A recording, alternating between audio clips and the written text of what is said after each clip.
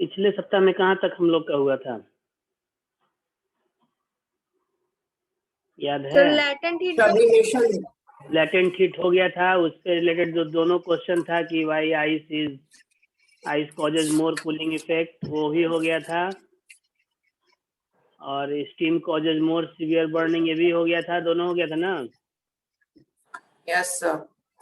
अब आज हम लोग आगे बढ़ते हैं, लेसन कंप्लीट ही हो जाएगा। लास्ट टॉपिक हम लोग का है इस लेसन का। पीडीएफ नहीं भेज? हाँ भेजेंगे, लेसन आज कंप्लीट कर देते हैं, उसके बाद पीडीएफ आज भेज देंगे, उसके बाद टेस्ट भी लेंगे अगले सप्ताह में, कुछ एक्टिविटी भी ऑनलाइन कराएंगे। इवेपोरेशन, व्हाट इज इवेपोरेशन, कोई बताएगा? ये तो नया टॉपिक नहीं है, पहले का पढ़ा हुआ चीज है। सर जब लिक्विड वेपर में चेंज हो जाता है। और वेपोराइजेशन क्या होता है? सर वो भी यही होता है। दोनों में कोई डिफरेंस? Yes, दोनों sir. सेम है? पर सर इवेपोरेशन में विंड भी बहता है तब भी हो जाता है, और गर्मी नहीं होता तब भी हो जाता है, और वेपोराइजेशन में हीटिंग देना पड़ता है। तो लिक्विड सर वेपर में चेंज होता है सर, वो मतलब अपने बॉइलिंग पॉइंट से सर कम ही टेम्परेचर में वो चेंज हो जाएगा, तभी इवेपोरेशन कहलाएगा। वेरी गुड, यही सुनना चाहते थे, क्योंकि सर इवेपोरेशन जो होता है वो, हाँ बोलो।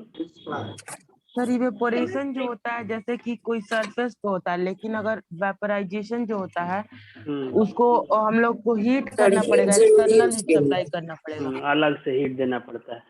तो ओवरऑल आपको सबसे जो मेजर डिफरेंस क्या है, जैसे आप वाटर बॉयल करने जा रहे हैं तो बॉइलिंग तभी स्टार्ट होगा जब उसका बॉइलिंग टेम्परेचर पहुंचेगा, बॉइलिंग पॉइंट उसका 100 डिग्री सेल्सियस है, तो जब तक टेम्परेचर 100 डिग्री सेल्सियस नहीं पहुंचेगा तब तक बॉयल नहीं होगा, उसके नीचे तक में वो सिर्फ इवेपोरेट होगा।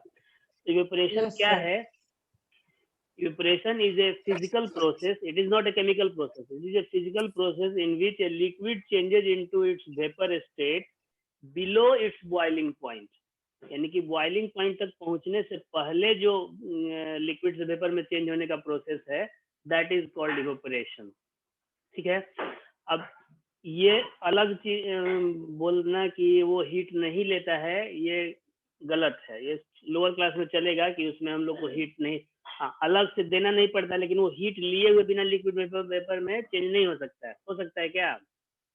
No sir. तो थोड़ा बहुत तो हीट चाहिए ही, और जितना उसको जरूरत है उसमें चेंज होने के लिए वो अपना सराउंडिंग से ले लेगा। कम हीट मिलेगा तो धीरे धीरे होगा इवेपोरेशन, ज्यादा हीट मिलेगा तो जल्दी जल्दी होगा। जैसे गर्मी के दिन में अगर हम लोग कपड़े डाल दें धूप में तो 10 मिनट में भी सूख जाएगा। धूप में क्या हम लोग बंद कमरे में भी डाल देते हैं तो जल्दी सूख जाता है, लेकिन वही बरसात के दिनों में, रेट ऑफ इवेपोरेशन ज्यादा रहता है। बरसात के दिनों में या जाड़े के दिनों में कपड़े डाल के हम लोग 2-2 दिन तक छोड़े रहते तब भी नहीं सूखता है। तो कपड़े सूखना इवेपोरेशन का ही प्रोसेस का ही रिजल्ट है। तो जैसे इसमें एग्जांपल दिया कि when we leave a bowl filled with water in the sun, यानी धूप में अगर एक हम लोग कटोरा पानी भर के छोड़ दें तो वाटर जो है सन का जो हीट मिल रहा है, भले ही वो 40 डिग्री हो या 35 डिग्री हो, जितना डिग्री सेल्सियस हो, उतना ही हीट ले करके और वो वेपर में कन्वर्ट हो रहा है। तो चूंकि वाटर का बॉइलिंग पॉइंट 100 डिग्री सेल्सियस है और ये जो प्रोसेस हो रहा है ये बिलो 100 हो रहा है, इसलिए that is called evaporation, not vaporisation. ठीक है, और वो कहाँ जाता है फिर वेपर? वो एयर में डिफ्यूज हो जाता है, मिक्स हो जाता है, जिसको हम लोग ह्यूमिडिटी या मॉइस्चर बोलते हैं। गर्मी के दिनों में हम लोग को बोला जाता है, जैसे आपके एनसीईआरटी बुक में क्वेश्चन भी है कि what type of clothes we should wear in summer. तो समर में कैसे कपड़े पहनने चाहिए? तो कॉटन क्लॉथ पहनने चाहिए। अब यहाँ इस क्वेश्चन का आंसर ध्यान से सुनोगे, क्योंकि एग्जाम में जो क्वेश्चन का लैंग्वेज दिया है, अगर आप उसमें सिर्फ कॉटन क्लॉथ लिख दिए तो काम खत्म नहीं। क्वेश्चन पूछ रहा है कि what type of clothes we should wear in summer, कैसे कपड़े पहनने चाहिए हम लोग को समर में? Cotton cloth, that's all. लेकिन क्योंकि आप 9 क्लास के स्टूडेंट हैं, 3-4 के स्टूडेंट नहीं है, तो इसलिए आपको रीजन भी लिखना पड़ेगा। तो रीजन क्या है कि when we wear cotton cloth in summer, the sweat which is produced in during summer is absorbed by that cotton cloth, and that sweat, पसीना जो है, slowly evaporates into water vapor and it lowers our body temperature. Body के temperature को कम करेगा तो we feel pleasant. अगर polyester का कपड़ा पहन लिए तो उसमें जो पोर्स हैं, जो एयर पोर्स हैं पॉलिस्टर के कपड़े में या नायलॉन के कपड़े में, वो बिल्कुल नहीं के बराबर होते हैं. तब क्या होगा, आपका पहले तो पसीना नहीं सूखेगा बॉडी से सर, पसीने से बॉडी स्वेट को वो एब्जॉर्ब नहीं करेगा. तो जब एब्जॉर्ब ही नहीं करेगा तो एवोपरेशन कहाँ से होगा. तो आप अंदर से चिपचिपे रहेंगे, पसीने से लथपथ रहेंगे, इवेपोरेशन नहीं होगा. इवेपोरेशन नहीं होगा तो जब मॉइस्चर बढ़ेगा आपको गर्मी ज्यादा लगेगी. ठीक है. तो इवेपोरेशन का एक और ये सबसे बड़ा फैक्टर है कि it always cause cooling effect, चाहे वो बॉडी का हो चाहे सराउंडिंग का हो. जैसे आपको क्वेश्चन है कि अगर हम लोग हथेली पे पेट्रोल या एसीटोन जानते हो लोग? सर आगे पढ़ना भी होगा उसके बारे में. हाँ, 10 में पढ़ना है, इस क्लास में तो नहीं पढ़ना है. एसीटोन का बताते हैं, तुम लोग को थोड़ा सा कुछ एक्स्ट्रा बताना चाहिए. एसीटोन ये एक ऑर्गेनिक कंपाउंड है. हम लोग पढ़े होंगे कि कंपाउंड 2 टाइप के होते हैं. जिन कंपाउंड्स में कार्बन होता है उसको ऑर्गेनिक कंपाउंड बोलते हैं, जिसमें कार्बन नहीं होता है उसको इनऑर्गेनिक कंपाउंड्स बोलते हैं. एक्सेप्शन में carbon dioxide, carbon monoxide, carbide, ये सब कार्बन होते हुए इनऑर्गेनिक है. तो एसीटोन एक ऑर्गेनिक कंपाउंड है. इसका जो ये है फॉर्मूला है वो लिखते हैं CH3COCH3. अब ये ऑर्गेनिक कंपाउंड है तो इसका फॉर्मूला से ज्यादा इसका स्ट्रक्चर मायने रखता है. तो स्ट्रक्चर भी देखो, तुम लोग कोशिश करते हैं बताने का. कितने कार्बन है इसमें, कोई काउंट करके बताएगा? आपका फॉर्मूला लिखा हुआ है स्क्रीन पे, कितने हैं? फिर से काउंट करो. 1 2 3. ठीक है, 3 है. तो पहले कार्बन के बगल में हाइड्रोजन कितने हैं? सर 3. सर. अब देखो हम उसके हिसाब से स्ट्रक्चर बना रहे हैं, थोड़ा सा दिखेगा. तो पहले कार्बन पे 3 हाइड्रोजन बन गया. Yes sir. और लास्ट वाले कार्बन पे भी 3 हाइड्रोजन है ना? Yes sir. तो वो भी देखो कोशिश कर रहे हैं बनाने का. माउस थोड़ा सा काम अच्छे से नहीं कर रहा है.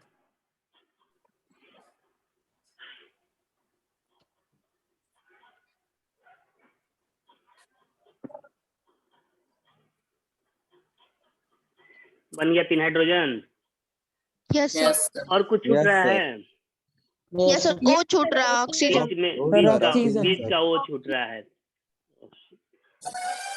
बीच का वो हम लोग कोशिश करते हैं ड्रॉ करने का. थोड़ा सा माउस इधर उधर भाग रहा है. ये 2 लाइन खींचे हैं. 2 लाइन मतलब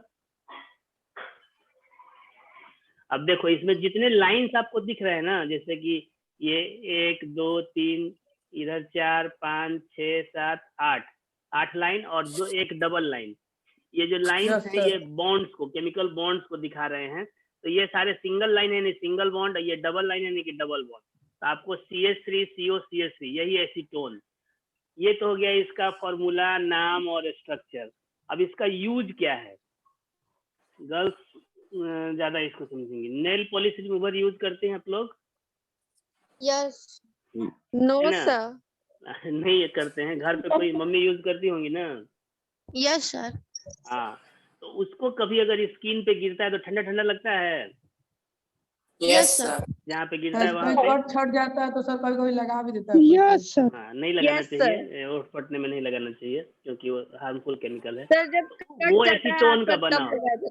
हाँ, तो वो जो आपका नेल पॉलिश रिमूवर है वो एसीटोन का बना होता है. इसको हम लोग प्रोपेनॉन भी बोलते हैं. एसीटोन का जो बॉइलिंग पॉइंट है, चाहे पेट्रोल हो गया, उसका जो बॉइलिंग पॉइंट है, अगर आपके हाथ पे वाटर गिरता तो उतना ठंडा लगता है जितना पेट्रोल या एसीटोन गिरने पे लगता है? No sir. No sir. तो पेट्रोल या एसीटोन गिरने पे ज्यादा ठंडा क्यों लगता है? या स्पिरिट गिरता है कभी तो ठंडा ज्यादा क्यों लगता है? क्योंकि एसीटोन है, उसका लेटेंट हीट ऑफ वेपोराइजेशन ज्यादा है. पहले सुनो. हाँ, लेटेंट हीट अलग चीज है. सिंपल हम लोग समझेंगे, एडवांस में बाद में. जो बॉइलिंग पॉइंट है, एसीटोन हो चाहे आपका स्पिरिट हो या पेट्रोल हो, इन सब का बॉइलिंग पॉइंट थोड़ा सा बहुत वाटर लो से होता कम है। होता है, वाटर से काफी कम होता है, यानी कि ये जल्दी इवेपोरेट होंगे। तो जब जल्दी इवेपोरेट होंगे तो ज्यादा हीट हमारे बॉडी से एब्जॉर्ब करेंगे, क्योंकि कहीं ना कहीं से उनको हीट तो चाहिए ही। तो वो हीट कहाँ से मिलेगा Yes, उनको? जहाँ पे हम अपनी बॉडी पे डाले हैं वहां से लेगा। तो वहां से जब ज्यादा हीट लेगा तो वहां का टेम्परेचर जल्दी ज्यादा डाउन होगा, और ज्यादा डाउन होगा तो हम लोग को ज्यादा ठंडा लगेगा। तो पानी में वाटर, सिंपल वाटर में उतना कूलिंग इफेक्ट नहीं आएगा, लेकिन एसीटोन, पेट्रोल या स्पिरिट डालेंगे तो तुरंत वहां पे नम हो जाएगा। जैसे देखो कभी इंजेक्शन देता है लोग, तो बाजू पे जहाँ जहाँ इंजेक्शन देना है वहां पे थोड़ा सा स्प्रे Spirit करता लगा है। देते हैं। वो स्प्रे क्या है? वो Yes, sir. स्पिरिट का स्प्रे होता है, मिथाइलेटेड स्पिरिट होता है जो मेडिकल फील्ड में यूज होता है। उसको स्पिरिट डालने से क्या होगा, वहां का टेम्परेचर कम हो जाएगा, तो आपको दर्द का एहसास कम होगा।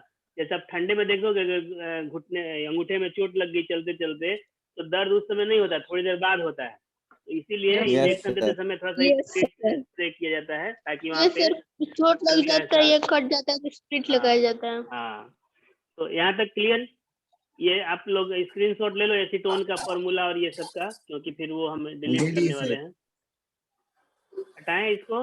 Yes, sir. Take. Yes, sir. Okay.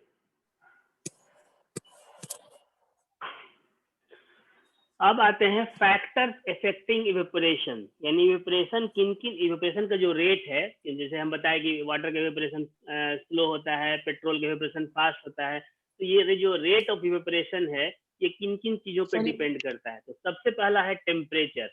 अब लिखा है आपको थोड़ा सा मैथमेटिकल लैंग्वेज लिखे हैं, evaporation is directly proportional to the temperature of the body and its surrounding. Directly proportional का मतलब क्या है? आप लोग 8th क्लास में पढ़ के आ रहे हो मैथ में।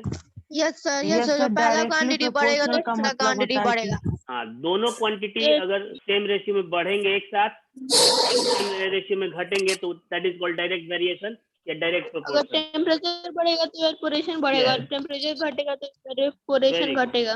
Very good, very good. Rate of temperature evaporation sir तेज हो जाएगा, टेम्परेचर बढ़ जाएगा तो। अगर टेम्परेचर को बढ़ा देंगे तो उसी रेट में इवेपोरेशन का रेट बढ़ जाएगा, टेम्परेचर को घटाएंगे तो उसी रेट में इवेपोरेशन का रेट घट जाएगा। एक और वर्ड यहाँ पे है वाइस वर्सा, आप लोग पहले सुने हो इस वर्ड को? Yes, sir. अपोजिट के लिए सर यूज होता है यानी ये। कि रिवर्स में भी वो काम करेगा, मतलब उसी Yes, रेशियो में रिवर्स में काम करेगा, बढ़ाने में बढ़ेगा, घटाने पे घटेगा। दूसरा आते हैं सरफेस एरिया। इससे साउंड आ रहा है किसी के ये से? मोहित किस सर घर से? अंश कुमार कोई ज्वाइन कर रहा है उसका, मोहित। जिसका भाई साउंड आ रहा है ऑफ कर दो माइक, जब बोलना हो तब ऑन कर लेना। सरफेस एरिया, मेरा नहीं है। ओके। सरफेस एरिया, तो सरफेस एरिया से क्या मतलब है? जैसे आप पहले एग्जांपल बता देते सर अगर हम सरफेस एरिया बढ़ा देंगे ना सर। हाँ, जैसे आप तौलिया है ना, मोटा तौलिया होता है जनरली, तो नहाने के बाद या शरीर को पोंछने के बाद तौलिया को अगर हम लोग को क्या होता है, सूखने के लिए धूप में डालना होता है। अब हम लोग उसको फैला के नहीं डाले, अगर ऐसे ही रोल करके डाल दिए तो वो जल्दी सूखेगा, या उसको फैला देंगे तब जल्दी सूखेगा? फैला देंगे तब जल्दी सूखेगा, क्योंकि इवेपोरेशन जो है वो सरफेस फिनोमिनन है, यानी कि जितना सरफेस एक्सपोज रहेगा उतना ही का इवेपोरेशन होगा, बाकी का स्लो हो जाएगा। तो ये इसमें भी वही होगा, evaporation is directly proportional to the surface area expose, यानी कि जितना सरफेस एरिया एक्सपोज है उतना का इवेपोरेशन ज्यादा जल्दी होगा। ठीक है? अगर ज्यादा सरफेस एरिया है, जैसे आप एक क्वेश्चन है इसमें कि अभी भी गुजरात में जाओगे तो लोग जो है ना, चाय वहां पे चाय दुकान पे भी जाओगे तो कप और प्लेट साथ में मिलता है। हमारे यहाँ तो बस एक प्लास्टिक का गिलास में पकड़ा दिया या किसी एक गिलास में पकड़ा दिया, लेकिन वहां पे मार्केट में भी अगर आप चाय पीने जाओगे, घर पे जाओगे तो किसी को तो कप प्लेट देगा ही देगा, मार्केट में भी चाय की दुकान पे कप और प्लेट साथ में देता है। तो वहाँ के लोगों की आदत है कि वो चाय को पहले कप से प्लेट में थोड़ा सा डालेंगे और उसके बाद उससे प्लेट से ही पीते हैं। क्यों पीते हैं? क्योंकि वहाँ के लोग थोड़े से मेहनती ज्यादा है, उनके पास टाइम का वैल्यू है, तो वो लोग चाहते हैं कि जल्दी से इसको खत्म करें। जब आप सरफेस एरिया बढ़ा देते हैं तो उसका जो इवेपोरेशन का जो रेट है वो बढ़ जाता है, और जब इवेपोरेशन का रेट बढ़ जाता है तो कूलिंग जल्दी होती है, वो चाय जल्दी ठंडी होती है और वो आसानी से पी प्लेट लेते हैं। या कटोरी में भी कोई गर्म चीज रखने से जल्दी ठंडा होता है। हाँ, क्योंकि सरफेस एरिया बढ़ा दिए, तो सरफेस एरिया बढ़ा दिए तो Yes, इवेपोरेशन फास्टर हुआ, और इवेपोरेशन फास्टर Yes. हुआ तो कूलिंग भी फास्टर होगा। नेक्स्ट है स्पीड ऑफ विंड। सर कभी कभी आप, हाँ बोलो, कुछ बोलना है? सर इवेपोरेशन है जो सरफेस एरिया पे डिपेंड करता है कि मतलब कितना सरफेस एरिया है। हाँ, तो सर ऐसा क्यों होता है कि ज्यादा कर देने पे हम लोग का इवेपोरेशन का रेट बढ़ जाता है? इवेपोरेशन का सर मतलब क्या हुआ? लिक्विड को चेंज होना है आपको ये में, वेपर में। तो लिक्विड को अगर आप छुपा के रख दें, दबा के रख दें, तो ऊपर वाला सरफेस का पहले होगा कि नीचे वाले का होगा? सर ऊपर वाले का। ऊपर वाले का होगा होगा। सर। जब ऊपर वाले का हो जाएगा तब उसके नीचे वाले को हीट मिलेगा, तब उसका होगा। फिर उसका हो जाएगा तो फिर उसके नीचे वाले को हीट मिलेगा, तब तो उसका उसके होगा। ऊपर वाला पार्टिकल्स का पहले अगर होगा आप सर, फिर उसको बाद में नीचे वाला फैलाएंगे पार्टिकल का नहीं तो होगा। क्या होगा कि जो आपका जो लेयर है वो लेयर बाई लेयर होता है, तो वो लेयर तो नीचे है, अब फैला देंगे तो पूरा लेयर एक साथ एक्सपोज हो गया, तो सारे का एक साथ इवेपोरेशन हो रहा है ना, तो इवेपोरेशन का रेट क्या हो जाएगा? बढ़ जाएगा। यस बढ़ जाएगा सर। समझ में आया? बढ़ जाएगा। Yes sir. नेक्स्ट है स्पीड ऑफ विंड। अब ठंडे के दिनों में क्या देखते हैं हम लोग कि कभी कभार कपड़े, धूप एकदम कई दिनों से लगातार नहीं निकल रहा है, लेकिन कपड़े तो सुखाना है, धोना है, पहनना है। तो हमारे जो घर पे जो कपड़े धोती है, माँ हो या वाइफ हो या जो भी हो, तो क्या करते हैं कि लोग एक ऐसा रूम में जिसमें किसी को सोना नहीं है, उस रूम में कपड़े टांग देते हैं और फैन चला के छोड़ देते हैं कि रात भर में वो सूख Yes. जाएगा। रात तो भर में सिर्फ सर फैन सूख की जाएगा। स्पीड से क्यों सूख रहा है? क्योंकि जब विंड मतलब क्या है? ब्लोइंग एयर, हवा। यानी कि जिस एयर में स्पीड आ गया दैट इज कॉल्ड विंड। तो वो जो स्पीड है, स्पीड के साथ कुछ कुछ जो वाटर का मोलिक्यूल है उसको एब्जॉर्ब करके दूर कर रहा है। तो जितना ज्यादा Yes, sir. पोछा विंड का भी आ स्पीड जाता होगा तो उतना ही जल्दी ज्यादा के लिए मोलिक्यूल फैन को वो चला ले जाएगा अपने साथ। तो जब ले जाएगा तो इवेपोरेशन होगा फास्टर, यानी कि स्पीड ऑफ विंड जितना ज्यादा होगा इवेपोरेशन का रेट भी उतना ही ज्यादा होगा, और ज्यादा भी होगा। काम करेगा। अगर इवेपोरेशन का रेट, स्पीड ऑफ विंड कम कर दें तो इवेपोरेशन का रेट भी कम हो जाएगा। यस नेक्स्ट है सर। ह्यूमिडिटी। ह्यूमिडिटी यानी कि मॉइस्चर प्रेजेंट इन एयर, यानी water vapour present in air. तो अगर मान लो कि आप के घर में जितने, हाँ बोलो। सर जैसे बरसात के दिन में कपड़ा नहीं सूखता है। हाँ, वही हम बता रहे हैं क्यों नहीं सूखता है। जैसे मान लो कि आपके घर में सामान रखने का जगह तो फिक्स है, एक रूम है तो उसका साइज फिक्स है ना, वॉल्यूम फिक्स है, तो उसमें Yes, सामान sir. पहले ही से पूरा भरा हुआ है। तो और सामान, मान लो कि कोई भी सामान हो, सपोज कि कोई बुक ही हम लेके रख रहे हैं, तो बुक हमारे पास पहले से पूरा रूम भरा हुआ है या आधे से अधिक भरा हुआ है, वो 3/4 से अधिक भरा हुआ है, तो उसमें ज्यादा बुक्स आएंगे तेजी से, या कि पूरा रूम खाली है तब ज्यादा आएगा तेजी से? सर पूरा रूम खाली है सर तब। भरे आएगा। वाले में से खाली वाले में जाएगा सर। हाँ, तो वही चीज है कि अगर आपका एयर में पहले से मॉइस्चर ज्यादा प्रेजेंट सर है, पानी, बोलो, तुम ही पहले बोल लो। सर ह्यूमिडिटी में सर, जो एयर में सर पानी रहता है सर, ह्यूमिडिटी में मॉइस्चर, उसी तो सर वो कपड़ा में भी चला जाता है, इसलिए सर वो भीगा ही रह जाता नहीं है। नहीं, वो नहीं जाता, वो रिवर्स नहीं होता है, वो बता रहे हैं, वो कपड़ा मिल जाता है, वो बहुत स्लाइट कम जाता है। आपको जैसे कि एयर में पहले से मॉइस्चर अवेलेबल है, अब इसका थोड़ा बहुत जो भी विब्रेशन हो रहा है, तो मॉइस्चर को होल्ड करने के लिए, एब्जॉर्ब करने के लिए एयर में कैपेसिटी होना चाहिए ना, तब ना उसको लेगा।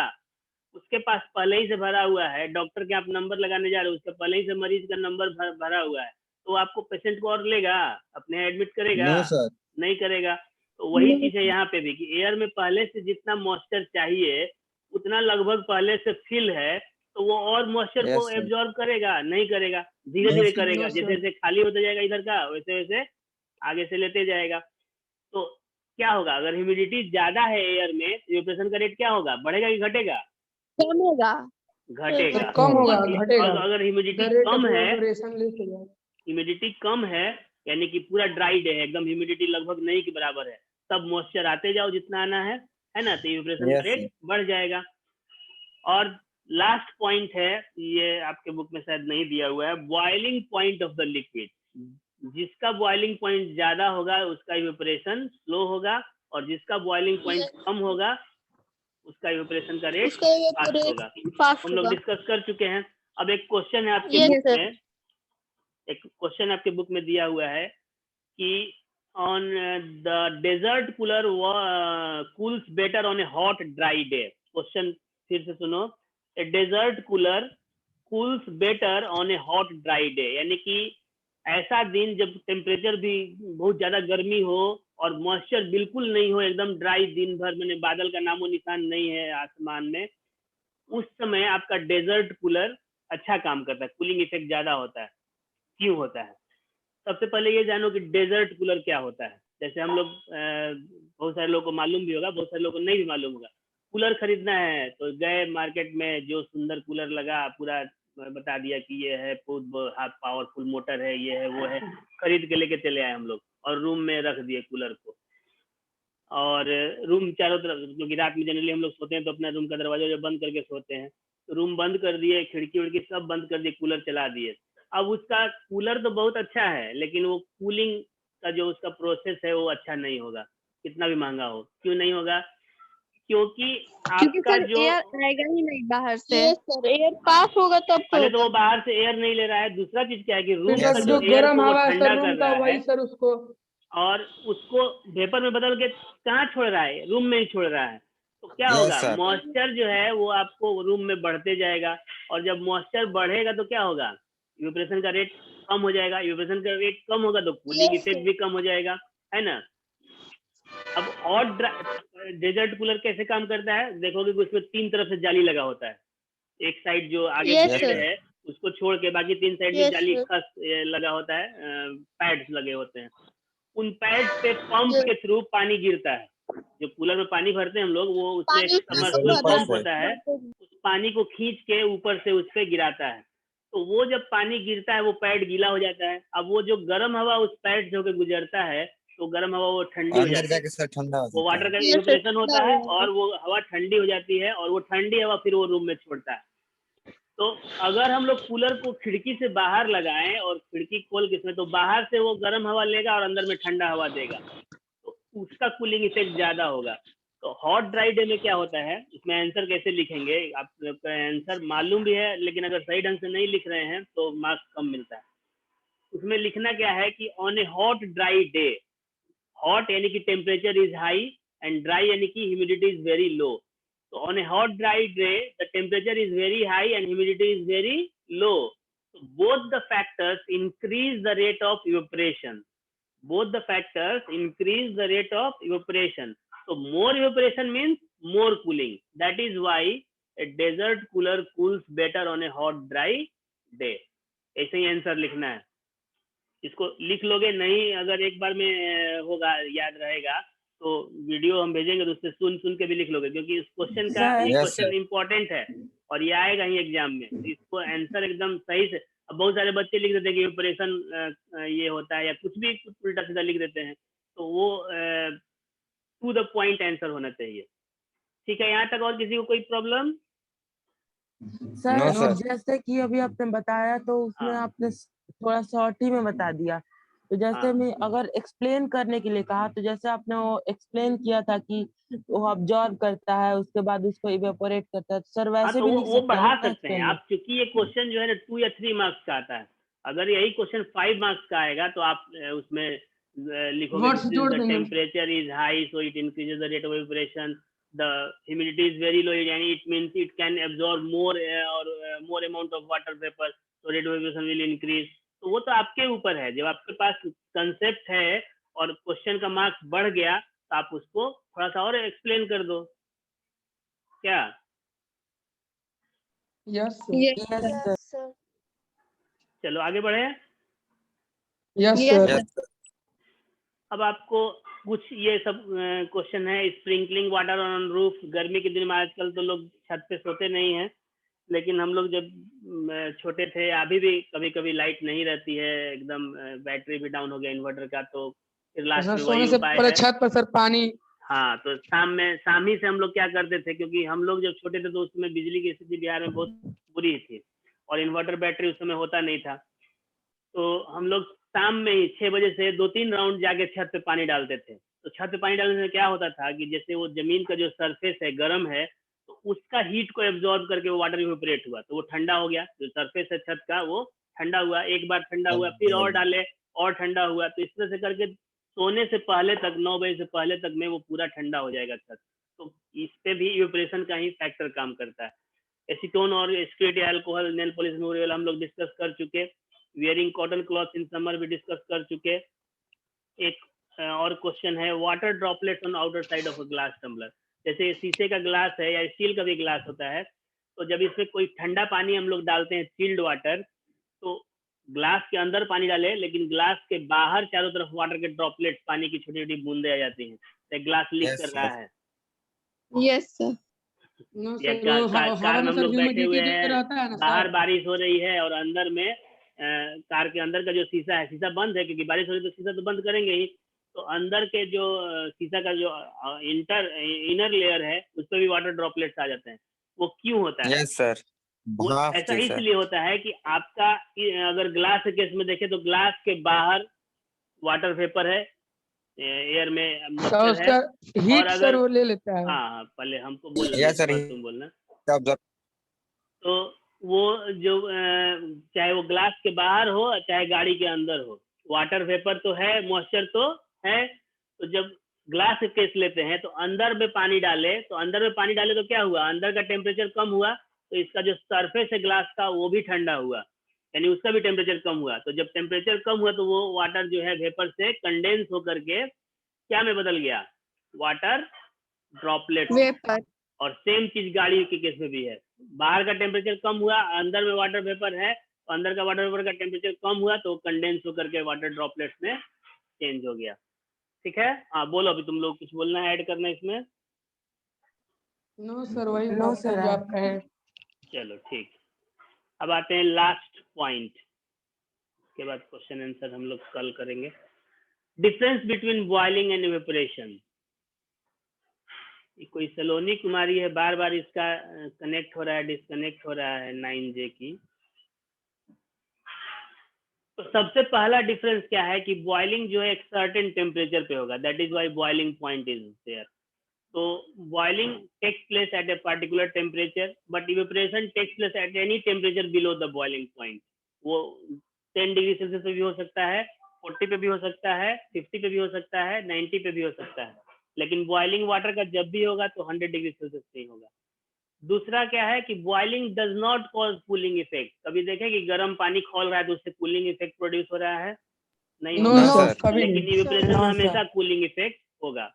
नेक्स्ट है सर जहाँ boiling is a cooling bulk effect होगा सर, फिनोमिनन। इवेपोरेशन होता है। बल्क फिनोमिनन का मतलब क्या हुआ? जब पानी को बॉयल करेंगे तो ऐसा नहीं होगा, जैसे अगर टेम्परेचर 100 पहुंच गया, 100 से पहले की हम बात नहीं कर रहे क्योंकि तब वो बॉइलिंग नहीं हो रही है। जब 100 टेम्परेचर पहुंच गया वाटर का, तो ऐसा नहीं होगा कि ऊपर का पानी बॉयल कर रहा है और नीचे का पानी ठंडा ही रहेगा, ऐसा होता है? No, no sir. सर। ये Yes, पूरा sir. जो है एक साथ होगा बल्क में, मतलब बॉइलिंग जब भी होगा तो पूरा बल्क का एक साथ होगा। सर पूरा लेकिन उसका वाटर मॉलिक्यूल एक ही साथ हीट होना हाँ, एक चाहिए। साथ होगा, क्योंकि सबसे नीचे वाले को हीट मिलेगा, वो अगले को ट्रांसफर करेगा, फिर वो उससे अगले को Yes, ट्रांसफर sir. करते जाएगा। ट्रांसफर कर देगा सर आगे जाके। हाँ, लेकिन इवेपोरेशन जो है वो सरफेस फिनोमिनन है। जैसे हम लोग जीन्स या तौलिया की बात किए कि जितना ऊपर का लेयर एक्सपोज है उसी का इवेपोरेशन हो रहा है, नीचे वाले का नहीं हो रहा है। तो जैसे जैसे नहीं हो रहा सरफेस एक्सपोज करते जाएंगे वैसे वैसे वो इवेपोरेशन होगा। कभी कभी देखते हो कि बारिश के दिनों में, ठंडे के दिनों में कपड़े डालने के बाद जो हमारे घर पे जो कपड़े धोती हैं, सुखाती हैं महिलाएं, वो जा करके उसको पलटती हैं दोपहर में एक बार, पलट Yes, के sir. फिर यस से आ सर। जाएंगी। वो क्यों? क्योंकि इससे वो जल्दी जो सूखता है सर। सरफेस का इवेपोरेशन नहीं हुआ उसको एक्सपोज करें। और लास्ट पॉइंट है कि boiling does not depend of speed of wind, humidity, ये सब पे डिपेंड नहीं करता है। आंधी आए, तूफान आए, ह्यूमिडिटी रहे न रहे, बॉइलिंग अपना कुछ भी सर मतलब ही नहीं होते उसको। रहेगा। लेकिन Yes. इवेपोरेशन इन सब चीजों पे डिपेंड करता है। ठीक है, तो यहाँ तक ये लेसन का लास्ट टॉपिक था। अगर कोई टॉपिक छूटा हो तो बताओ लोग, और नहीं तो कुछ पूछना है तो बोलो। सर ये बॉइलिंग में एक और पॉइंट ऐड कर सकते हैं कि it does not depend upon the natural environment और evaporation depend upon the natural environment. हाँ, वो वही चीज हुआ, स्पीड ऑफ विंड और ह्यूमिडिटी जो नेचुरल एनवायरनमेंट के ही पार्ट हैं। Yes sir. इसी में लिख सकते हैं दैट इज नेचुरल एनवायरनमेंट, है ना? दैट इज का मतलब जानते हो ना, आई जो हम लोग लिखते हैं। Yes, Yes, sir. sir. हाँ, तो Yes, आई sir. नेचुरल Yes, एनवायरनमेंट इसमें भी कर सकते हैं। और तीसरा एक और पॉइंट जोड़ सकते हैं कि बॉइलिंग, लेकिन उसमें दोनों डिपेंड करता है आपको नेचर ऑफ लिक्विड पे। बॉइलिंग भी नेचर ऑफ लिक्विड पे डिपेंड करता है और इवेपोरेशन भी नेचर ऑफ लिक्विड पे, इसीलिए उसको नहीं डालें। क्योंकि बॉइलिंग टेम्परेचर भी अलग अलग लिक्विड का अलग अलग होता है और इवेपोरेशन का रेट भी अलग अलग लिक्विड का अलग अलग होता है, तो वो डिफरेंस नहीं हो पाएगा। हाँ, एक चीज और सुन लो, क्वेश्चन का आंसर जब लिखते हैं, अब आप लोग 9 क्लास के स्टूडेंट हो गए, तो जब भी पहला बात कि जब भी कोई डिफरेंस लिखना है तो ऐसे टेबुलर फॉर्म में लिखेंगे, है ना, पैराग्राफ के फॉर्म में नहीं लिखेंगे, 2 कॉलम बना करके लिखेंगे पॉइंट वाइज। तीसरा चीज क्या है कि बहुत सारे बच्चे क्या करते हैं, एग्जाम्पल लिख देते डिफरेंस में। एग्जाम्पल डिफरेंस नहीं माना जाता है, आपको वहां पे फैक्ट बताने हैं, एग्जाम्पल से डिफरेंशिएट नहीं करना है, फैक्ट बताना है, ठीक है ना। तो एग्जाम्पल रेयर केस में कि एकदम अब उसमें कोई डिफरेंस दिख ही नहीं रहा है तब वो डाल दिया, आपको याद नहीं है तो अलग बात है कि आपको याद नहीं, इसका मतलब कि होता ही नहीं है, तो उस पर मार्क्स जनरली नहीं मिलता है 9-10 क्लास में, और ऊपर में तो बिल्कुल ही नहीं मिलेगा। तो डिफरेंशिएट जब भी करना है तो ऐसे टेबुलर फॉर्म में, और एग्जाम्पल्स को अवॉइड करोगे डिफरेंशिएट करने में। और कुछ पूछना है किसी को? No sir sir. प्लाज्मा और बोसनस्टाइन में थोड़ा बता दीजिए ना। सर देखो, पीई कंडेंसेट और सर प्लाज्मा। हाँ, बीईसी और प्लाज्मा। बीईसी जो है, पहले देखो, एक को बोलते हैं प्लाज्मा को सुपर हीटेड स्टेट, और बीईसी को बोलते हैं सुपर कूल्ड स्टेट। अब प्लाज्मा क्या है, आपको सॉलिड और लिक्विड के बीच का एक स्टेट है, या गैस भी है, मान लो जैसे कि हाईली आयोनाइज्ड गैसेज हैं, जैसे कि आप हीलियम का मान लो केस ले लेते हैं। अब हीलियम में कितना एटॉमिक नंबर होता है हीलियम का? 2। तो यानी कि 2 प्रोटॉन, 2 इलेक्ट्रॉन और 2 न्यूट्रॉन है उसके अंदर, ये हम लोग सेकेंड टर्म में पढ़ेंगे इस सब के बारे में। उसमें से 2 इलेक्ट्रॉन निकाल देंगे हीलियम पे, तो उस पर 2 पॉजिटिव चार्ज आ जाएगा, ठीक है। तो 2 पॉजिटिव चार्ज आ गया, यानी अभी इस हम इसको व्हाइट बोर्ड पे बताते हैं तुम लोगों को। ये हो गया हीलियम, ठीक है। अब हीलियम के सेल में से, एटम में से अगर 2 इलेक्ट्रॉन हम लोग निकाल देते हैं तो ये हो गया हीलियम, और इस पे आपको, चूंकि ये वाला जो हीलियम है पहले वाला, इस पे कोई चार्ज नहीं है, लेकिन जब 2 इलेक्ट्रॉन निकाल देंगे तो इस पे 2 पॉजिटिव चार्ज आ जाएगा, ठीक है। तो इसको बोलेंगे हीलियम आयन, हीलियम आयन। तो यही ऐसे ही हाईली आयोनाइज्ड जब गैसेस के मॉलिक्यूल्स होंगे तो उनके बीच में जब टेम्परेचर बहुत ज्यादा होगा तो वो एक झिल्ली की तरफ स्टेट में चेंज जाता है, यानी कि पूरी तरह से ना सॉलिड होगा ना पूरी तरह से लिक्विड होगा। कभी एग बॉयल देखे वो लोग ना, तो उसका आउटर सेल है और जो अंदर वाला जो खाने वाला एडिबल पार्ट है, व्हाइट और येलो, उनके बीच में एक प्लास्टिक का ऐसा झिल्ली जैसा बन जाता है, इट इज कॉल्ड मेम्ब्रेन। तो उसी तरह के मेम्ब्रेन को बोलते हैं प्लाज्मा। तो उसका यूज क्या है, अभी जो एलसीडी टीवी, एलईडी से पहले जो एलसीडी टीवी आता था, या घड़ी याद होगा तुम लोगों को, डिजिटल घड़ी 25 रुपए का एक मिलता था, उसमें डिजिट में आता था, दबाते थे तो लिक्विड जैसे इसका डिस्प्लेस होता था, है ना। अभी कोई मोबाइल भी पहले का देखोगे तो उसके स्क्रीन को अगर ऐसे टच करते हैं तो लगेगा कोई लिक्विड वहां से डिस्प्लेस हो रहा है, वो सारे के सारे प्लाज्मा से बने हुए हैं, यानी कि ना तो पूरी तरह से सॉलिड है ना पूरी तरह से लिक्विड है, उन दोनों के बीच का स्टेट है, दैट इज कॉल्ड प्लाज्मा। उसी तरह से गैस और लिक्विड के बीच का अगर कोई स्टेट बन गया, इंटरमीडिएट स्टेट, सुपर कूल्ड होने से, टेम्परेचर बहुत ज्यादा कम होने से, that is called BEC, Bose-Einstein condensate, ठीक है। Yes sir. ठीक है सर। तो ये इंट्रोडक्टरी ही पढ़ना है अभी इसमें आपको 9 क्लास में, ये सारे जो स्टेट्स हैं, 2 स्टेट्स, आपको जब पीजी में जाओगे ना एमएससी में, तब उसके बारे में पूरा डिटेल में रिसर्च करने को मिलेगा। चलो, आज का और किसी को कुछ पूछना है? No sir. चलो, तो सर मीटिंग चैप्टर खत्म हो गया।